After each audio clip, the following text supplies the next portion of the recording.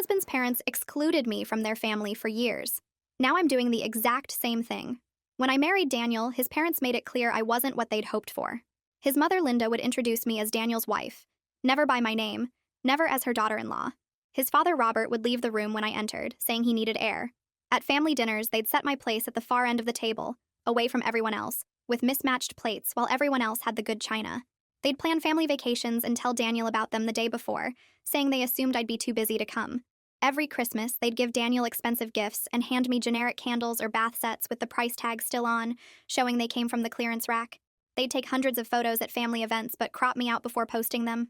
When I got pregnant with our first child, Linda said she hoped the baby looked like Daniel's side because their features were more refined.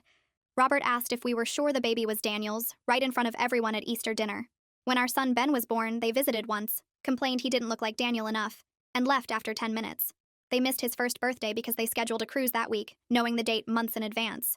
For our daughter Amy's birth, they didn't even come to the hospital. They sent Daniel a congratulations text, but nothing to me.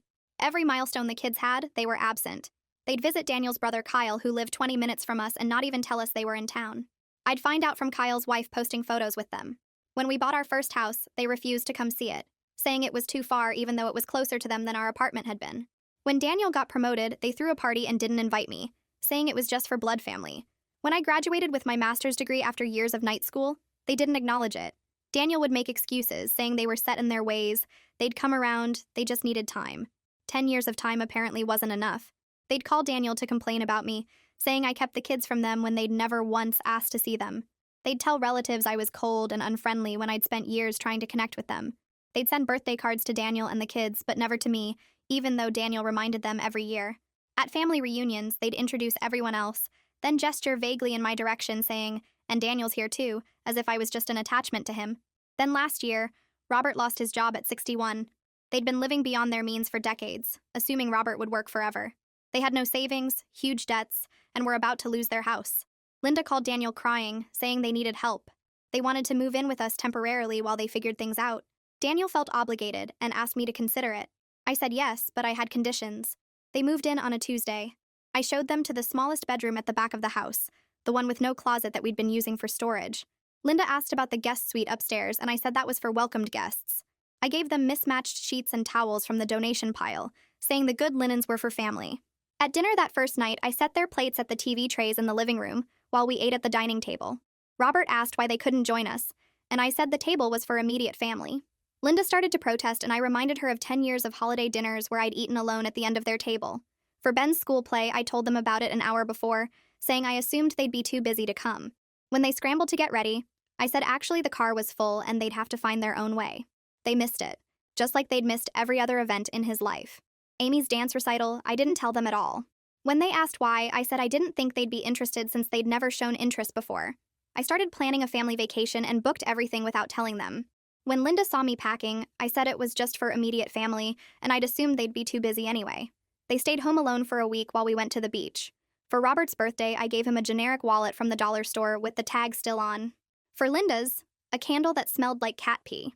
They complained to Daniel, and I said I'd put as much thought into their gifts as they'd put into mine for 10 years. When their friends asked to visit, I said the house wasn't ready for guests. They went to Daniel demanding he make me treat them better. What Daniel told them made his mother cry harder. Requested Reds is on Spotify now. Check out link in the description or comments. I heard Daniel's footsteps on the stairs around 8 that night. He walked past me in the kitchen without speaking and went straight to the small bedroom at the back, where his parents were unpacking their few belongings. I turned off the stove and moved closer to the hallway where I could hear everything. Daniel's voice came through the door, steady and cold in a way I'd never heard in 12 years of marriage. He told them to sit down. I heard the bed creak as they sat. Then he started listing everything I'd documented over 10 years. Every holiday dinner where they'd seated me at the end of their table with mismatched plates. Every family vacation they'd planned and told him about the day before, saying they assumed I'd be too busy. Every Christmas gift with the clearance price tag still attached.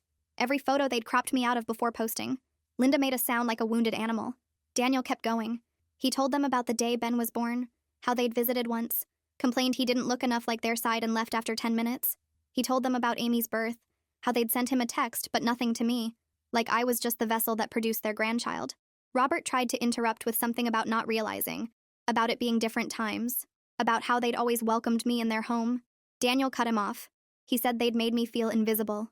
worthless, undeserving of basic human dignity for a decade, and now they were going to understand exactly how that felt. The silence after was thick enough to choke on. I heard Linda crying, then Robert's voice asking if Daniel was really going to let me treat them this way. Daniel said I was treating them exactly the way they'd taught me to treat unwelcome people in my home. I heard him walk to the door and I moved back to the stove before he came out. He didn't look at me as he passed through the kitchen. The next morning I was at the dining table making breakfast for Ben and Amy when Linda appeared in the doorway. She stood by the kitchen counter where I'd told her to stay unless I invited her further. Her hands twisted together, and her voice shook when she started talking. She said she didn't realize how bad it had been. She said she hoped we could start over, maybe find a way to be a real family. I poured orange juice into Ben's glass, then Amy's, watching the liquid fill each cup to exactly the same level. I set the pitcher down and finally looked at Linda. I told her that 10 years of cruelty doesn't get erased by one uncomfortable conversation. She opened her mouth to say something else, but I turned back to the eggs on the stove. After a minute, I heard her footsteps retreat down the hallway. Robert went to Daniel's home office around noon. I was folding laundry in the bedroom across the hall, and I left my door open so I could hear. Robert's voice had that man-to-man tone, asking Daniel to make me be reasonable. He said they were family, and family forgives. Daniel's response was quiet but clear. He said I was being perfectly reasonable. He said reasonable was exactly what his parents had taught me to be through their example. He said if they didn't like experiencing their own behavior reflected back at them, maybe they should have thought about that before spending a decade making me feel like garbage. Robert said something I couldn't hear, his voice dropping low. Daniel stayed steady. He said they had nowhere else to go and no money to get there, so they were going to stay here and accept whatever treatment I decided they deserved. When Robert came out of the office, he'd aged 20 years. His shoulders curved forward, and his steps were slow and careful, like a man walking on ice. That night I heard crying from their bedroom. The walls in our house are thin, and I was in the hallway putting away clean towels when Linda's voice carried through the door. She was telling Robert this was worse than losing the house. At least when they lost the house, it was just money and pride.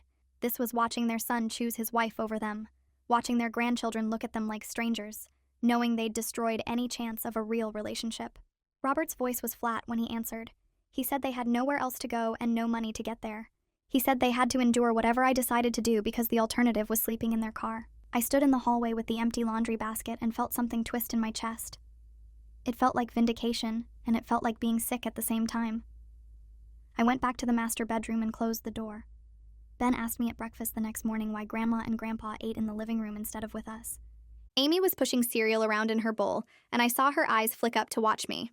I told Ben it was complicated. He frowned and said it seemed mean. I changed the subject by asking about his math homework, but his confused expression stayed in my head all day while I was at work. When I came home, Amy was in the living room doing homework, and I caught her watching Linda through the doorway. Linda was sitting on the edge of the TV tray eating something from a paper plate. Amy's face had this look of curious concern, like she was trying to figure out a puzzle. I called her to the kitchen to help with dinner, and she came, but I noticed she kept glancing back. May called that evening while I was cleaning up the kitchen. She asked how things were going with Daniel's parents living here. I gave her the full rundown of my mirrored treatment plan. I told her about the small bedroom with no closet, the mismatched sheets, the TV trays in the living room, the last-minute notifications about family events. I told her about the dollar store gifts. She was quiet for a long moment after I finished. Then she said she understood my anger. She said anyone would be angry after what they'd put me through. But she asked if I'd thought about what happens after the revenge feels satisfying. I told her I'd think about that when the satisfaction actually arrived. She made a humming sound that could have meant anything, and we talked about other things before hanging up. 2 weeks into their stay, Linda tried to help with dinner. I was at the stove browning meat for tacos when she appeared beside me and reached for the cutting board. I told her the kitchen was my space, and she should wait in her room until I called her for meals. She pulled her hand back like she'd touched something hot. She said okay in this small voice and left immediately. I felt Daniel watching me from the doorway to the dining room. When I looked at him, his expression was something I couldn't read. Not angry exactly. Not disappointed. Something else that made me turn back to the stove and focus very hard on stirring the meat. Robert got another rejection email that afternoon. I was walking past their bedroom when I heard him tell Linda that nobody wanted to hire someone his age. His voice had this defeated quality that made me stop in the hallway. Linda asked if they should try Kyle for money. Robert said Kyle already told them his own finances were tight and he couldn't help. Linda started crying again. These quiet sobs that leaked under the door. Robert said something too soft to hear. Their desperation filled the hallway like smoke, and I breathed it in deep. This was the vindication I'd been waiting for. This feeling of them finally understanding what it was like to be powerless and unwanted. I went back to the living room and sat down with my laptop and let that feeling settle in my chest. I planned a family game night for Friday. I set everything up in the living room where Linda and Robert usually ate their dinner. Board games on the coffee table, snacks in bowls, the good throw blankets on the couch. When they came out of their bedroom at 6 expecting to eat, I told them we needed the space tonight. I said they should eat in their bedroom. Linda's face did this thing where understanding finally clicked into place. She looked at the game setup, then at me, then at Daniel and the kids on the couch. She saw that this was going to be her life here. Meals in a bedroom, excluded from family activities, watching through doorways while the real family did things together. She took the paper plates I handed her and went back down the hallway without arguing. Daniel confronted me after we put Ben and Amy to bed. He asked how long I planned to keep this up. I reminded him of every family event his parents had excluded me from. I listed the holidays where I'd sat alone at the end of their table. I detailed every milestone they'd ignored, every cruel comment, every deliberate snub. I asked him where he'd been during all of that. I asked him how many times he'd told me to be patient, to give them time, to understand they were set in their ways. He stood there in our bedroom with his hands in his pockets and didn't have an answer. After a long silence, he got into bed and turned off his lamp. I stayed up another hour scrolling through photos on my phone, looking at all the family pictures they'd cropped me out of over the years. The phone rang Thursday morning while I was unloading the dishwasher. Ben's teacher introduced herself and asked if I had a few minutes to talk about some concerns. My stomach dropped, but I kept my voice steady. She explained that Ben had been quieter than usual in class, not participating in group activities the way he normally did, keeping to himself at recess. She asked if anything had changed at home that might explain the shift in his behavior. I told her everything was fine. We were just adjusting to some family visitors staying with us temporarily. The guilt started creeping up my chest like cold water, but I shoved it down hard. I remembered Linda standing in that hospital room after Ben was born, looking at my newborn son, and complaining he didn't have enough of Daniel's features, like my genes had contaminated him somehow. The teacher said she'd keep monitoring the situation, and suggested I watch for any changes in his mood or behavior at home. I promised I would, and hung up feeling that guilt battle with my anger. 3 weeks had passed since Linda and Robert moved in. I was folding laundry in the living room when Linda appeared in the doorway to the kitchen, where Amy was getting a snack. Linda's voice was soft and careful, as she told Amy she'd seen her dance recital photos on the fridge and thought her form looked really graceful. Amy froze with her hand in the cookie jar and looked at me with this uncertain expression, like she was asking permission to respond. She turned back to Linda and said thank you in this polite but distant voice, then grabbed her cookies and came to sit on the opposite side of the room from where Linda stood. Linda's face did this crumpling thing that lasted just a second before she smoothed it back to neutral. For the first time since they'd moved in, I felt something crack in the satisfaction I'd been carrying around. It wasn't regret exactly, more like the first hint that this revenge might be costing more than I'd calculated. Robert found me in the hallway outside the bathroom on Saturday. He cleared his throat and said he'd noticed the faucet in the guest bathroom had been dripping, and he was pretty handy with that kind of thing from years of maintaining their old house. He offered to fix it for us if I had the tools. I looked at him standing there trying to be useful and told him we had a plumber scheduled to come look at it next week. I added that he should probably focus his energy on job hunting instead of home repairs. Daniel was coming up the stairs with a basket of clean towels and I saw him stop when he heard my response. Robert nodded slowly and went back to his bedroom without another word. That evening, after the kids were asleep, Daniel came into our bedroom and closed the door behind him. He said what I'd done to his father that afternoon was cruel for no reason. I started listing all the times Robert had been cruel to me, but Daniel cut me off and said he knew. He remembered. But turning away, someone trying to help felt different from the mirrored punishments. We argued for the first time since his parents had moved in, really argued with raised voices that we had to quiet down so the kids wouldn't hear. I found the drawings on Tuesday afternoon. I was putting away Amy's clean clothes in her dresser when I saw the folded papers tucked under her socks. They were simple pencil sketches, flowers and hearts, and stick figures labeled Grandma and Amy. There were notes, too, written in Linda's shaky handwriting telling Amy she loved her and was proud of her. There were similar papers in Ben's room hidden in his desk drawer, drawings of trucks and dinosaurs with notes saying, Grandpa loves you and you're such a smart boy. My hands shook as I gathered them all up. I found Linda in the small bedroom folding the mismatched towels I'd given her. I dropped the papers on the bed and asked how long she'd been sneaking gifts to my children behind my back. Linda's face went pale and she started crying immediately, these big gasping sobs that made her whole body shake. She said she was trying to be the grandmother she should have been from the start, that she knew she had no right to their love, but she wanted them to know she cared. I told her it was too late for that. 10 years too late. I scooped up all the drawings and notes and took them to my bedroom, shoving them in the back of my closet where the kids couldn't find them. Daniel waited until the kids were in bed that night before he told me we needed to talk.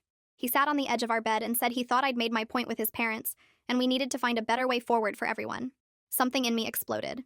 I started listing every single time over 10 years that he'd told me to be patient with Linda and Robert, every excuse he'd made for their behavior, every family event where he'd asked me to just tolerate their treatment for a few more hours.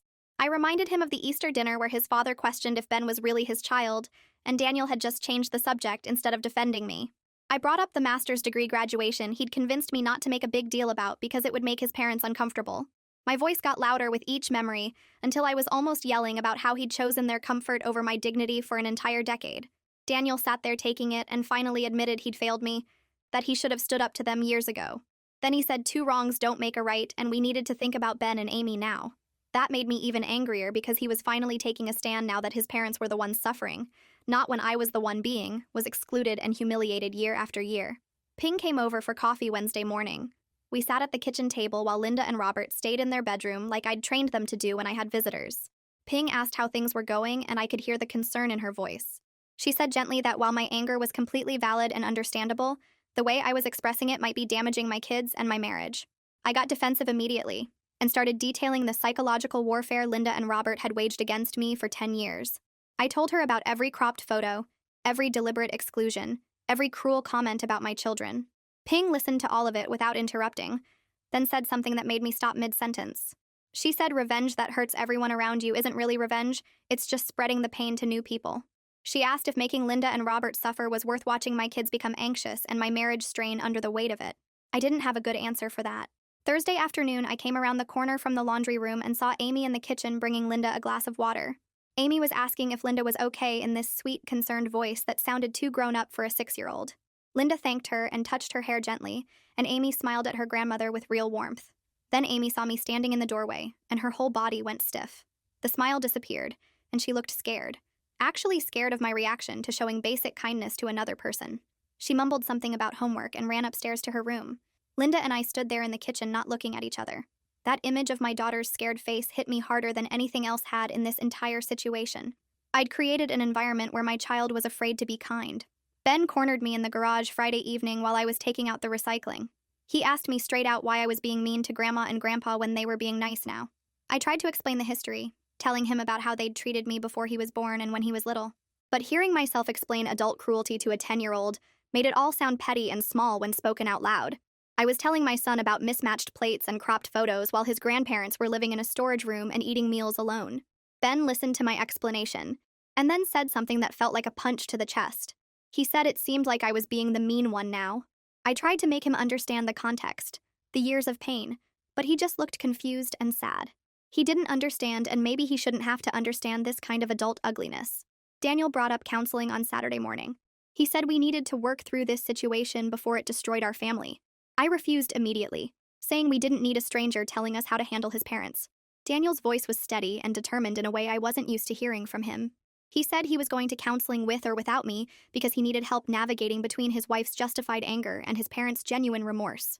He said he couldn't keep being caught in the middle while watching everyone he loved suffer. His determination surprised me enough that I stopped arguing. I told him fine, I'd go, but I wasn't making any promises about changing anything.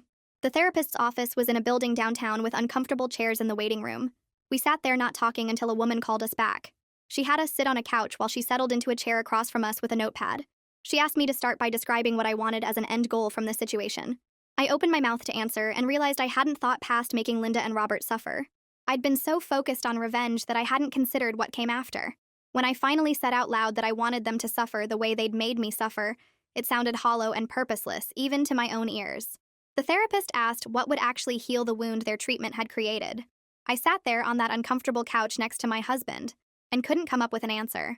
I drove home from that counseling session feeling like I'd been turned inside out. The therapist's question kept playing in my head on repeat. What would actually heal the wound their treatment created? I still didn't have an answer when I pulled into the driveway.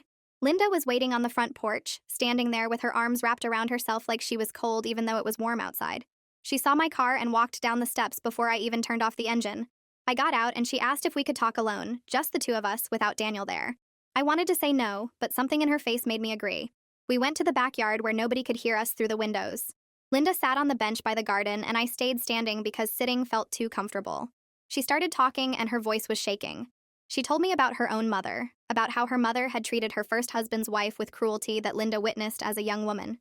She said she swore she'd never be like that, but then Daniel brought me home and she found herself doing the exact same things. She was crying now, tears running down her face that she didn't bother wiping away. She said she had this picture in her head of who Daniel should marry, someone from a specific background with specific qualities, and when I didn't match that picture, she couldn't let it go. She said seeing her own cruelty reflected back at her these past weeks made her finally understand what she'd done to me, how she'd made me feel invisible and worthless in my own family. She looked at me directly and said she knew sorry wasn't enough, that words couldn't undo 10 years of deliberate exclusion and pain. I stood there listening and feeling that familiar anger rise up in my chest. Part of me wanted to tell her it was too late, that she'd had a decade to figure this out and chose cruelty instead. But another part of me, the part that was tired of being angry all the time, knew she was right about one thing. Sorry wasn't enough, but it was something. I told her she was right. That sorry didn't erase anything, but I also admitted something I hadn't wanted to say out loud. I told her that continuing this revenge cycle was poisoning my children and my marriage, that I could see it in Amy's scared face and Ben's confusion. I said I didn't want my kids growing up thinking cruelty was normal family behavior, just because their grandmother had modeled it first. We sat in uncomfortable silence for what felt like forever. The only sound was birds in the trees and a neighbor's lawnmower running somewhere down the street. Finally, I said we needed to establish real boundaries and expectations, instead of me just mirroring her past behavior back at her. I told her that meant actual participation in family life, genuine interest in the grandchildren, respect for me as their mother and Daniel's wife. Linda agreed to whatever I needed, and for the first time her remorse seemed genuine instead of self-pitying. She wasn't crying because she felt bad for herself anymore. She was crying because she finally understood what she'd actually done. Robert appeared from around the side of the house, and I realized he'd been waiting to join us. He walked over slowly like he wasn't sure if he was welcome. He sat down next to Linda on the bench and looked at me with an expression I'd never seen on his face before. He said he needed to admit something too. He told me he went along with Linda's treatment of me because it was easier than confronting her or looking at his own prejudices about who Daniel should have married. He said he told himself he was just supporting his wife, but really, he was taking the coward's way out. His voice got rough when he talked about watching Ben and Amy be afraid to show him affection, how they'd learned to keep their distance because he'd never been present in their lives. He said he destroyed those relationships before they could even begin, and that was on him, not on Linda, not on me. His accountability felt different from an apology, more real somehow. Daniel came outside then, and I realized he must have been watching from the kitchen window, waiting to see if I needed him. He walked over and stood next to me, not touching but close enough that I could feel his support. I looked at him and said we needed to talk, just us. We went inside to our bedroom and closed the door. For the first time in weeks, we had a real conversation instead of just arguing or avoiding each other. I explained that I needed him to see what his parents' treatment actually looked like from the receiving end, that he'd spent 10 years minimizing and excusing their behavior because confronting them was uncomfortable. Daniel's eyes filled with tears, and he admitted I was right. He said he'd chosen his own comfort over my dignity for years, that his avoidance had enabled their cruelty to continue unchecked. He said watching me mirror their behavior back at them had finally made him understand how deliberate and sustained their exclusion had been. We both cried and agreed we needed to find a path forward that protected our family while acknowledging how complicated this all was. Daniel said he couldn't go back and fix his past failures, but he could do better now. 3 days later, we all went to counseling together, all 4 adults sitting in that office with the uncomfortable chairs. The therapist said we were going to do something difficult, but necessary. She asked Linda and Robert to detail every instance of exclusion they could remember, everything they'd done to make me feel unwelcome over the past 10 years. The list took 40 minutes. Linda started with the mismatched plates at holiday dinners and moved through every cropped photo, every last-minute vacation announcement, every generic gift with the price tag showing. She had to stop multiple times because she was crying too hard to continue. Robert added the things he'd done, the rooms he'd left when I entered, the party for Daniel's promotion where I wasn't invited, the comments about Ben not looking like Daniel enough. Hearing it all spoken out loud in front of a witness made the pattern impossible to deny. The therapist wrote everything down, and when they finally finished, she looked at the pages and pages of notes and said this was systematic exclusion, not just a few thoughtless moments. Then it was my turn. I shared how their treatment made me feel worthless and unwelcome in my own marriage, how I'd dreaded every family event for a decade, how I'd tried so hard to connect with them only to be rejected over and over. I talked about how their rejection of Ben and Amy hurt worse than anything they did to me directly, how watching them ignore my children's milestones and birthdays made me feel like I'd failed to protect my kids from their cruelty. Robert looked genuinely shocked when I talked about the damage to the grandchildren, like he'd actually thought kids wouldn't notice or remember being excluded.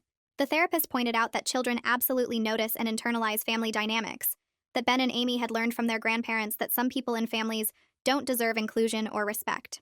We spent the rest of the session establishing new ground rules.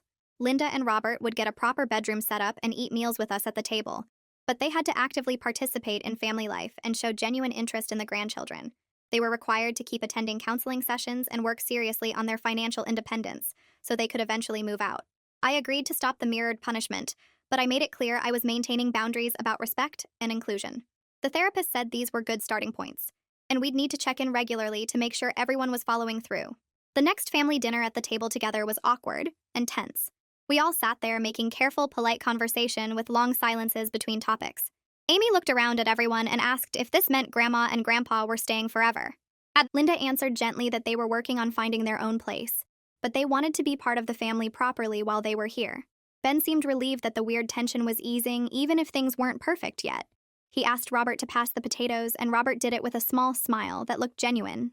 Over the next few weeks, Linda started attending Amy's dance classes. She'd sit in the waiting area with the other parents and watch through the window, actually paying attention to Amy's progress instead of just showing up for appearance. Amy was cautious at first, keeping her distance and not making eye contact, but gradually she warmed up when Linda showed consistent interest without trying to buy her affection with gifts or treats.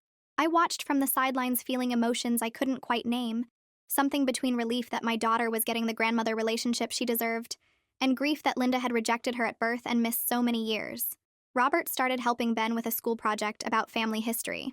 I was in the kitchen making dinner when I overheard them in the dining room spreading out papers and photos. Ben asked direct questions about why Robert wasn't around before, why he'd missed birthdays and school events. Robert gave honest, age-appropriate answers about making bad choices and prioritizing the wrong things. He told Ben that he'd let his own ideas about what family should look like get in the way of actually being family, and that was a mistake he was trying to fix now. The accountability in front of his grandson felt significant, like Robert was finally taking real responsibility instead of just apologizing to make himself feel better. I was loading the dishwasher when the doorbell rang 3 days later. May stood on the porch holding a casserole dish and wearing the concerned expression she always got when she thought something was wrong.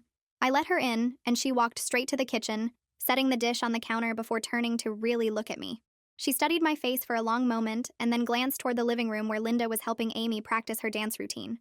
Robert sat on the couch reading a book to Ben, something about dinosaurs based on the pictures I could see from here. May's eyebrows went up and she tilted her head toward the back door. We stepped outside onto the deck where the air was cool and private. She crossed her arms and waited for me to explain what she was clearly seeing as a completely different household than the war zone she'd witnessed before. I told her about the counseling sessions and the new boundaries we'd established, how everyone was trying to function as an actual family instead of me punishing them and them enduring it. She nodded slowly and said I looked different. Less angry maybe, but definitely more tired. I laughed because that was exactly right. The revenge had been simple, straightforward, satisfying in its own twisted way. This messy process of trying to repair something that had been broken for a decade was exhausting and complicated and required constant effort from everyone. But it felt more sustainable, like we were actually building something instead of just tearing each other down.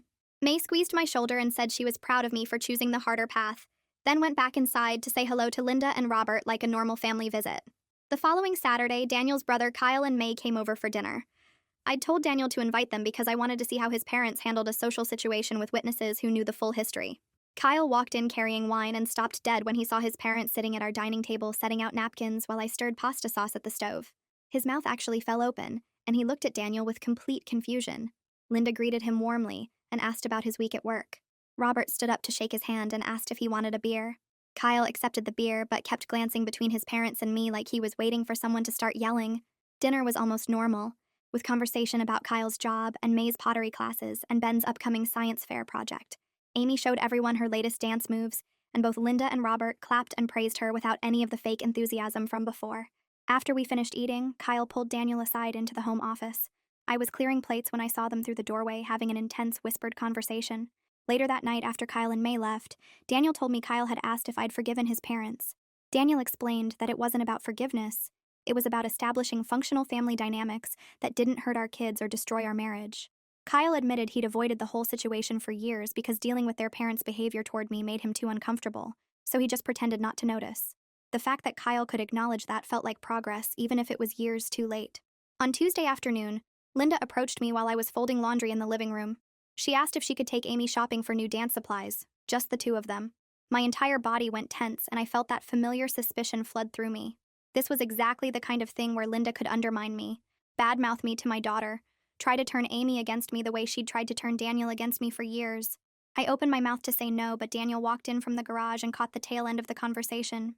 He looked at me with that expression that meant he was asking me to trust the process we'd started. I told Linda she could take Amy, but I was absolutely clear about the terms. If she said one negative thing about me, if she tried to make herself look like the victim, if she undermined my parenting or my authority in any way, she would be out of our house permanently and would never see the grandchildren again. Linda's face went pale, but she nodded and said she understood and would respect those boundaries completely. They left an hour later with Amy chattering excitedly about the new dance bag she wanted. I spent the entire 2 hours they were gone, cleaning the kitchen with more force than necessary, and checking my phone every few minutes. When they returned, Amy ran in holding shopping bags and hugged me, talking rapidly about the supplies they'd picked out, and how Grandma let her choose everything herself. I pulled Linda aside while Amy showed Daniel her new things and asked directly if she'd said anything inappropriate. Linda looked me in the eye and said she'd talked about dance and Amy's favorite colors and what snacks she liked. Nothing more. Amy seemed genuinely happy and not confused or upset, which I took as a good sign. Thursday evening, Robert came home from somewhere looking exhausted but carrying himself differently than usual. He'd been gone most of the day, and I'd assumed he was at another job interview that would end in rejection like all the others. Instead, he came into the kitchen where I was starting dinner and told me he'd gotten a part-time job at the hardware store on Main Street. It wasn't the executive position he was used to, wasn't anywhere close to the salary and status he'd had before, but it was honest work that would give him purpose and let him contribute to household expenses. He looked genuinely proud despite the obvious exhaustion on his face. I acknowledged his effort and told him that was good, that contributing was important. He thanked me for giving him the chance to prove himself, for not just throwing him out when he'd treated me so badly for so long. His voice cracked a little when he said it, and I realized this was the first time he'd thanked me for something, without it feeling like manipulation or obligation. It felt like a real shift, like he actually understood what he was being given and why it mattered. Our next counseling session, the therapist asked if I was ready to hear Linda and Robert's perspective on why they'd treated me the way they did. Every muscle in my body resisted that question. I didn't want to hear their excuses or justifications or whatever story they'd tell themselves to make their cruelty seem reasonable. But Daniel reached over and took my hand, and I remembered we were trying to build something functional here, not just maintain battle lines. I said I was ready, even though I wasn't sure that was true. Linda took a shaky breath and explained she'd had rigid ideas about who Daniel should marry, some fantasy daughter-in-law who matched her exact specifications. When I didn't match that fantasy, she couldn't accept it, couldn't let go of what she'd imagined, and embrace the reality of who Daniel actually chose. She'd convinced herself that if she made me uncomfortable enough, I'd eventually leave and Daniel would find someone more suitable. Robert admitted he'd always been conflict avoidant, that he went along with Linda's treatment of me because confronting her or examining his own prejudices was too hard. He took the path of least resistance even when he knew it was wrong, and he was ashamed of that cowardice now. I sat with their explanations for a long minute before responding. I told them that understanding their motivations didn't erase the damage they'd caused or make the past decade hurt any less. But it did help me see them as flawed people who made terrible choices rather than monsters who'd intentionally set out to destroy me. That distinction mattered somehow, made the whole thing feel less personal, even though it had been deeply personal. The therapist said this was progress toward coexistence, if not full reconciliation, that seeing each other as complex humans rather than villains or victims was important for moving forward. Linda asked what she could actually do to make real amends, how she could prove this wasn't just words. I told her the only thing that mattered was consistent changed behavior over time. Not grand gestures or dramatic apologies, just day after day of treating me and my children with genuine respect and care. She nodded and said she could do that. Would do that for however long it took. The following week, Ben's teacher called again. This time her tone was completely different from the concerned call I'd gotten before. She said Ben's mood had improved significantly, and he seemed much more settled at the school. His focus was better. He was participating in class discussions again, and he'd stopped that withdrawn behavior that had worried her. I thanked her for letting me know and hung up feeling that complicated mix of relief and guilt. The household tension had been affecting him more than I'd wanted to admit. I'd told myself the kids were resilient, that they didn't fully understand what was happening, but clearly Ben had absorbed every bit of the anger and dysfunction. Creating stability, even if it was imperfect, was better for my kids than maintaining my revenge. That realization felt like losing something, like giving up a weapon I'd earned the right to use. But it also felt like choosing my children's well-being over my own justified anger. And when I put it that way, the choice seemed obvious, even if it hurt. Saturday morning, Amy came into the kitchen holding markers and construction paper. She asked if she could make Grandma a birthday card because Linda's birthday was next week. My first instinct was immediate and sharp. That automatic no that came from years of protecting myself and my kids from Linda's rejection. But I looked at Amy's hopeful face and thought about all the therapy sessions and boundary conversations and the slow, painful progress we'd been making. Instead of saying no, I sat down at the table with her and helped her make the card. We drew flowers and butterflies, and Amy wrote her name in careful letters at the bottom. When she gave it to Linda that evening, Linda started crying and pulled Amy into a hug. I stood in the doorway watching someone who'd hurt me deeply receive kindness from my daughter, and that familiar discomfort settled in my chest. Daniel came up behind me and squeezed my hand. He didn't say anything, but I knew he understood how hard this was, how much effort it took to allow these moments instead of blocking them out of spite. 2 weeks later, Ping called and invited our whole family to dinner at her and Wei's house. She specifically said Linda and Robert were included in the invitation. It would be the first time we'd socialized as a complete family unit outside our own home, the first time other people would see us functioning together. I agreed, but felt anxious about it all week. The dinner itself was surprisingly functional, if not exactly comfortable. Wei told a story about his own difficult family dynamics, how his parents had disapproved of Ping initially, and how they'd worked through it with time and firm boundaries. He said the key was consistency, and not accepting behavior that crossed lines even when it was family doing the crossing. Hearing someone else validate that approach made me feel less alone in this messy process. After dinner, Linda pulled me aside into Ping's kitchen while everyone else was in the living room. She thanked me for not giving up on the possibility of functional family relationships. She said she knew she didn't deserve my grace, but she was grateful for it. That having a chance to know her grandchildren and be part of their lives was more than she'd thought she'd get after everything she'd done. I looked at her directly and told her I wasn't doing this for her sake. I was doing it for my kids who deserved grandparents and for my marriage, which couldn't survive continued warfare. That was honest, even if it wasn't warm. And Linda nodded like she understood that was the best she was going to get right now.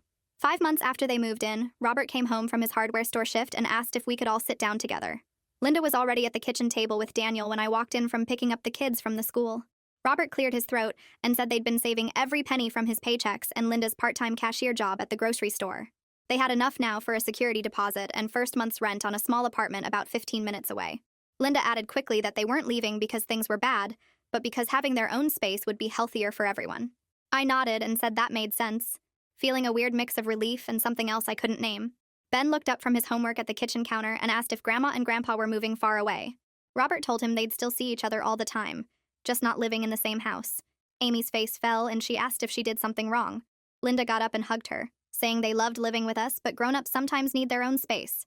That night after the kids went to bed, I sat on the back porch thinking about how different this felt from when they first arrived. Back then, I would have celebrated them leaving. Now I felt something closer to sadness mixed with the relief, which annoyed me because I didn't want to feel sad about people who'd hurt me so badly. The moving day came on a Saturday morning. Daniel rented a truck and we all helped load their stuff, which wasn't much since they'd lost most of their belongings when they lost their house. The apartment was in an older building but clean, with 2 bedrooms and a small living area. Linda walked through it with this careful expression, like she was trying not to show too much emotion either way. Robert carried boxes up the stairs, and I noticed how much older he looked than when they'd first moved in, like the humility of the past months had aged him. Ben and Amy ran around exploring while we unpacked, and Amy discovered the second bedroom had a window seat. Linda knelt down next to her and said that could be Amy's special spot when she visited, if that was okay with me. She looked right at me when she said it, asking permission instead of assuming. I told her the kids could have sleepovers once we established some ground rules. Linda's whole face changed, and she thanked me 3 times in a row. We spent the afternoon setting up furniture and hanging curtains, and it felt weirdly normal, like we were actually family helping family. Robert ordered pizza for everyone, and we ate sitting on their new couch with paper plates. Ben asked when they could come back and visit the apartment, and Daniel said we'd figure out a schedule that worked for everyone. On the drive home, Amy fell asleep in her car seat, and Ben stared out the window quietly. Daniel reached over and squeezed my hand without saying anything. The first overnight visit was 2 weeks later on a Friday night. I packed the kids' bags with their pajamas, toothbrushes, and specific instructions written on a list for Linda about bedtimes, food restrictions, and emergency contacts. Linda took the list seriously and read through it twice, promising to follow everything exactly. I kissed Ben and Amy goodbye and watched them walk up to the apartment building with their little backpacks. The house felt too quiet that night. I checked my phone every 20 minutes, even though Linda had texted right away that they'd arrived safely. Daniel found me staring at my phone at 10 o'clock and reminded me that his parents had been doing really well for months now. I knew he was right, but couldn't shake the anxiety that something would go wrong. Around midnight, I finally fell asleep, and when I woke up the next morning, the first thing I did was check my phone. Linda had sent a photo of Ben and Amy eating pancakes at her little kitchen table, both smiling. I drove over to pick them up at 9 like we'd agreed, and when Linda opened the door, both kids ran to hug me, talking over each other about the fun they'd had. Linda handed me a folder with notes about what they'd eaten, when they'd gone to bed, and how the night had gone. Every single one of my instructions had been followed perfectly. She didn't ask for praise or acknowledgement, just wanted me to have the information. On the drive home, Ben told me Grandpa had taught him a card game, and Grandma had let them help make breakfast. Amy said she liked sleeping in the room with the window seat. That night I texted Linda, thanking her for respecting the boundaries, and she responded immediately saying she was grateful for the chance. Our final scheduled counseling session happened the following week. The therapist had been seeing us weekly for months and said this would be our last required appointment unless we wanted to continue. She asked each of us what we'd learned from this whole process. Robert went first and talked about how he'd spent his whole life avoiding conflict and going along with whatever was easiest, and that passivity had enabled real cruelty towards someone who didn't deserve it. Linda spoke next, and her voice shook when she said she'd learned that her own insecurities and rigid expectations had caused genuine damage to her family, and that changing behavior was harder, but more important, than just apologizing. Daniel admitted he'd been a coward for years, making excuses and avoiding confrontation because dealing with the tension was uncomfortable, and his avoidance had left me alone to endure treatment no one should tolerate. When it was my turn, I said I'd learned that revenge feels satisfying at first, but doesn't actually heal anything, and that my children's well-being and my marriage mattered more than my completely justified anger. The therapist nodded and said we'd done hard work that most families never attempt. She reminded us that progress isn't linear and we'd probably have setbacks, but we'd built tools to handle them. Linda asked if we could still call her if issues came up, and the therapist said absolutely. Her door was always open. Walking out to the parking lot afterward felt different from walking in had months ago. Robert shook Daniel's hand, and Linda hugged me carefully, like she was still learning the boundaries of physical affection with me. Kyle called me the next day and asked if he could come over to talk privately. He showed up that evening after the kids were in bed, looking uncomfortable. We sat in the living room, and he apologized for never standing up for me during all those years his parents excluded me from family events. He said he'd witnessed their treatment and stayed silent because confronting them seemed too hard, and watching this whole process had made him realize his silence was complicity. I appreciated him saying it, even though it didn't change the past. He asked how I'd managed to move from the revenge phase to something more functional, and I told him honestly that it wasn't a clean transition, that some days I still wanted to punish Linda and Robert for the years they stole, but mostly I was just tired and wanted peace for my kids. Kyle said he and May wanted to do better going forward, wanted to build a family dynamic where people actually stood up for each other. We agreed to try to. He promised that if his parents ever slipped back into old patterns, he wouldn't stay quiet this time. After he left, I felt something shift, like maybe the extended family could actually function if everyone committed to the work. Linda called a few weeks later and asked if she could host Thanksgiving at her apartment for the whole family. My first reaction was an automatic no, that instinct to refuse anything she asked for. But Daniel heard the conversation and later encouraged me to think of it as a test of whether the new normal could hold. I called her back and said yes with one clear condition, that if she reverted to any of her old exclusionary behaviors, we would leave immediately, and she'd lose time with the grandchildren. Linda agreed without hesitation, and said she understood completely. The weeks leading up to Thanksgiving, I felt anxious about it. Ping called to check in, and I told her my concerns about whether Linda could actually host an inclusive family dinner after years of excluding me. Ping reminded me that Linda had been consistently different for months now, and that I could leave any time if things went badly. That helped a little. Thanksgiving Day arrived, and we drove to Linda's apartment with dishes I'd made to contribute. Kyle and May were already there when we arrived, and the small space was crowded but warm. Linda had set the table carefully with matching plates, and everyone had a name card at their spot. Mine was in crayon with hearts around it saying Amy's mommy in Amy's handwriting. Linda saw me looking at it, and her eyes filled with tears. She came over and thanked me quietly for giving them this chance, for not writing them off completely. I didn't know what to say, so I just nodded. Robert helped Ben and Amy make the place cards that morning, Linda explained, and they'd been so excited about it. The dinner itself was surprisingly okay. Linda made a point of including me in every conversation, asking my opinion on things and making sure I felt comfortable. Robert told stories that actually made everyone laugh, and I caught myself almost enjoying it before remembering to stay guarded. After we ate, the kids played cards with Robert while the adults cleaned up.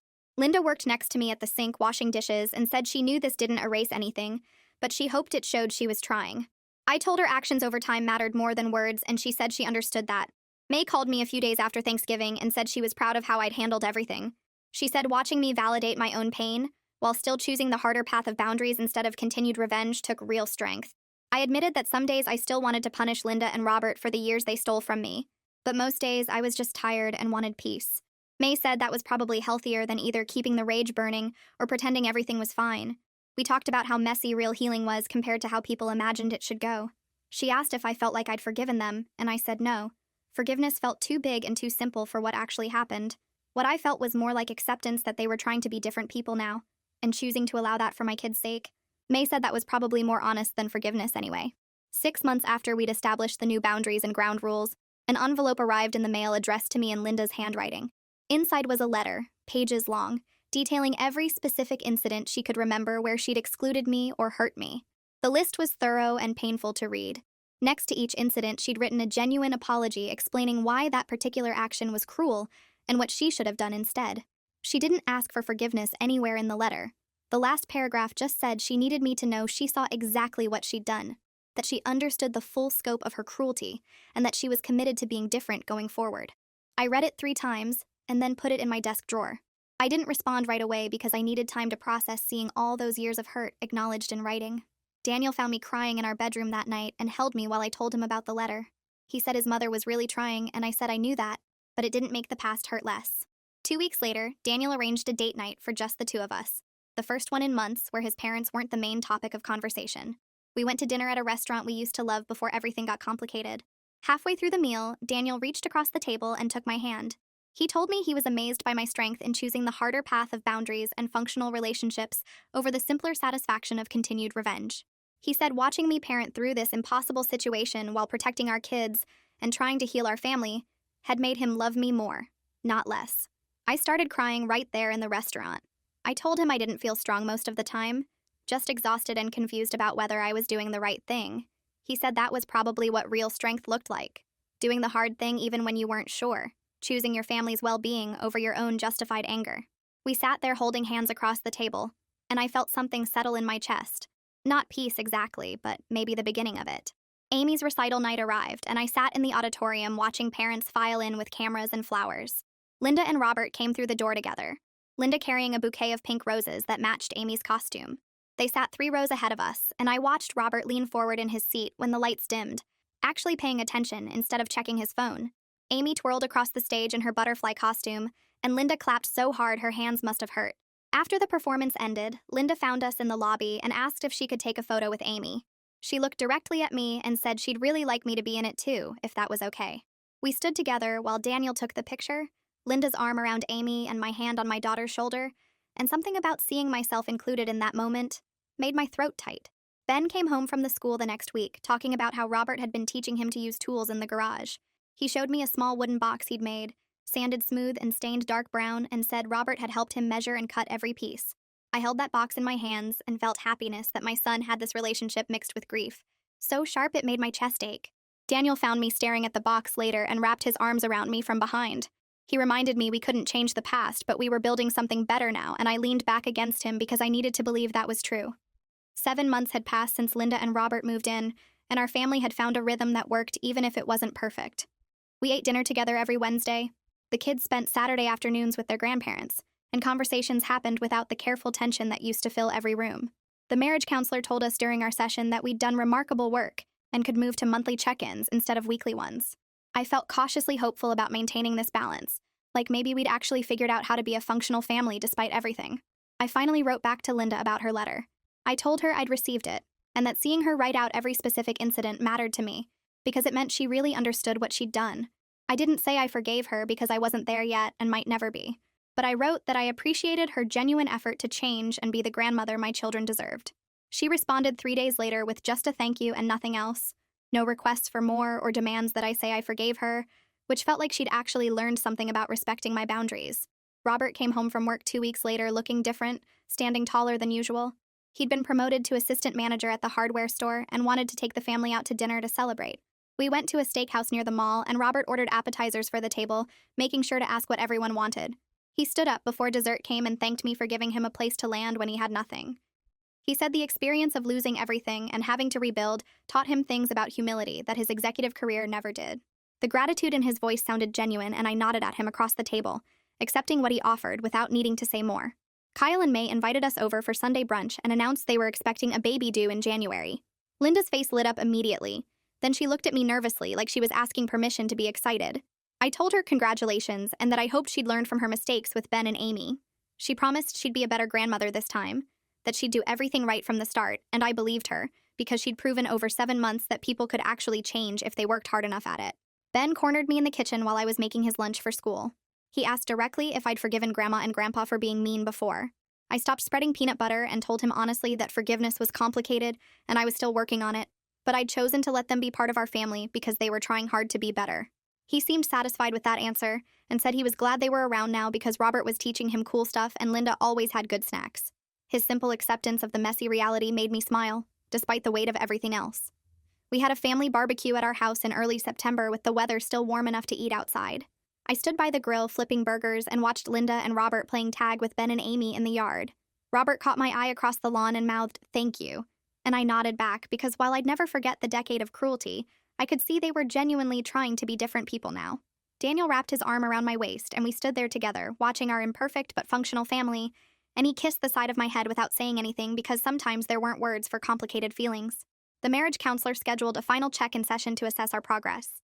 She asked if I felt the situation was resolved, and I said no. It wasn't resolved because you can't resolve a decade of damage in 7 months.